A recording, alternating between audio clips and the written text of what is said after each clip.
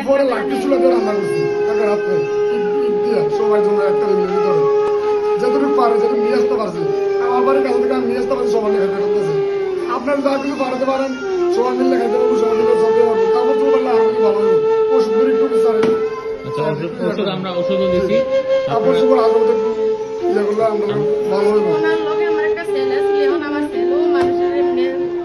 সবাই লেগে আছে আমার ছেলে যদি বাড়িতে থাকতো আমার ছেলে সবটি মাল আমার আনতে পারতো মানে তারা এমন একটা জায়গা কিচ্ছু আনতে পারতো না একবারে জলার শেষ মাথার গেছে নৌকাটা দিয়া শেষ মাথার বাড়ি